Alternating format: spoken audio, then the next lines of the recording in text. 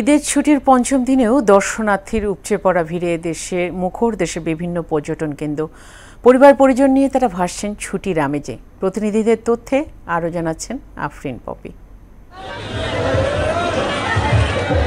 ঈদের ছুটিতে পরিবার পরিজন ও বন্ধু বান্ধব নিয়ে দিনাজপুরের বিভিন্ন পর্যটন কেন্দ্রে ভিড় করছেন দর্শনার্থীরা।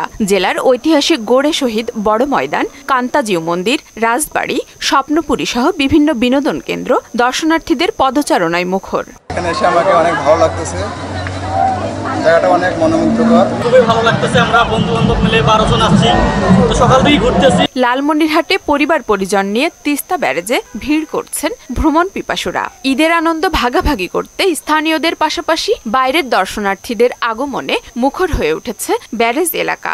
তিস্তা ব্রিজে আসছি, এখানে এসে আমাদেরকে অনেক ভালো লাগছে। বাচ্চা কাচ্চা নিয়ে আসছি, সবাইকে নিয়ে একসঙ্গে আসার কারণে অনেক ভালো লাগতেছে।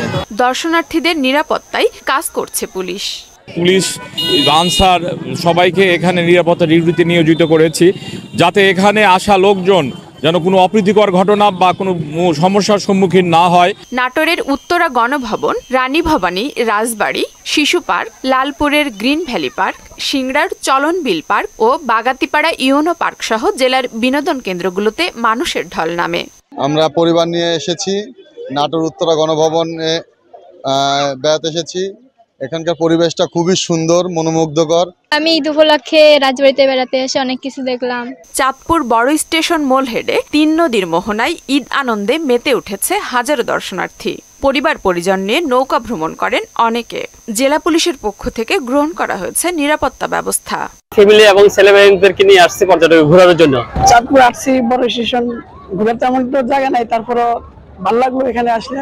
নওগাঁর বিনোদন কেন্দ্রগুলোতেও দর্শনার্থীদের উপচে পড়া ভিড়। কুসুম্বা শাহী মসজিদ, পাহাড়পুর বৌদ্ধ বিহার, আলতা দিঘি, দেবর দিঘি ও আত্রায়ের পতিসর দর্শনার্থীদের মিলন মেলায় পরিণত হয়েছে।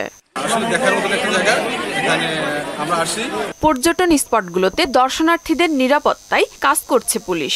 যেন কোনো ধরনের আইন শৃঙ্খলার অবনতিমূলক কোনো কার্যক্রম না ঘটে, এর জন্য আমরা আপনার চেষ্টা করে যাচ্ছি। আফরিন পপি, মোহনা সংবাদ।